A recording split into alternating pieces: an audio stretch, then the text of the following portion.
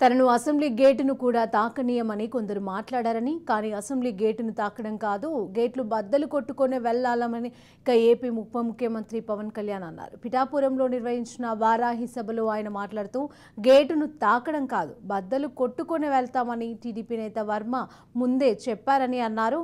అదే నిజమైందని అన్నారు. నోరు మంచిదైతే ఊరు మంచిదైతుందని అన్నారు.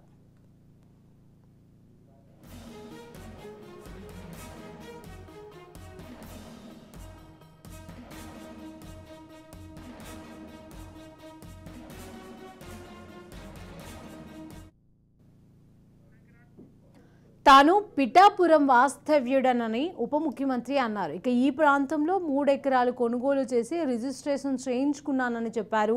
విజయవాడ అమ్మాయి అదృశ్యం కేసును 9 రోజుల్లో ఛేదించామన్నారు. 9 నెలల్లో దొరకని బిడ్డను 9 రోజుల్లో గుర్తించామన్నారు. పిఠాపురం ఇచ్చిన బలం దేశ రాజకీయాలలో మాట్లాడుకునేలా చేసిందన్నారు. మనం 100% స్ట్రైక్ రేటు సాధించామని అన్నారు.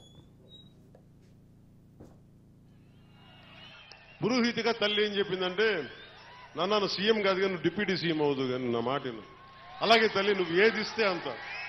నువ్వు పదవి ఇవ్వకపోతే గడప మీద సేవకుల్లా పనిచేస్తా, పదవి ఇస్తే బాధ్యతతో పనిచేస్తా. అది నువ్వు ఎమ్మెల్యేగా నుంచోబెట్టు, కార్యకర్తగా నుంచోబెట్టు, లేదంటే నీకు ఏం చేయమంటావు తల్లిది. నేను తల్లికి పాదాల దగ్గర ఉండేవాడిని. తల్లి ఏ బాధ్యత చెప్తే ఆ బాధ్యత నెరవేరుస్తా. అలాంటి మీ శక్తి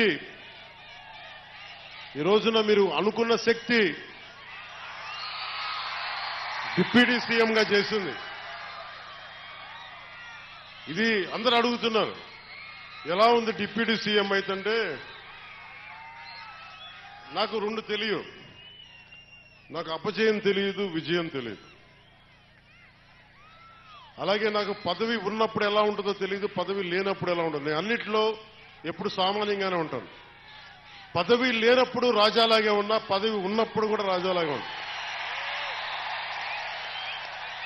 ఎందుకు ఆ మాట అన్నాను మీ గుండెల్లో అంటే, ఏ రాజ్యాంగం రాసింది, ఏ రాజ్యాంగం రాసింది ఒక వ్యక్తిని మీ గుండెల మీద పచ్చబట్టు పొడిపించుకోమని? ఏ రాజ్యాంగం రాసింది ఒక ఆడబిడ్డ అన్నా అని ప్రేమగా పిలిచే పదం ఆత్మీయత? ఏ రాజ్యాంగం రాసింది ఒక తల్లొచ్చి నాన్న నా కొడుక అని చెప్పి ఆప్యాయతగా మాట్లాడేది? నా ఆయుష్ పోసుకొని కూడా నువ్వు చల్లగా ఉండని చెప్పి పెద్దలు మాట్లాడే ఏ రాజ్యాంగం రాసిచ్చింది? అందుకే అన్నా, రాజ్యాంగ పదవులు ఈరోజు ఉన్నాయి, గౌరవిస్తా.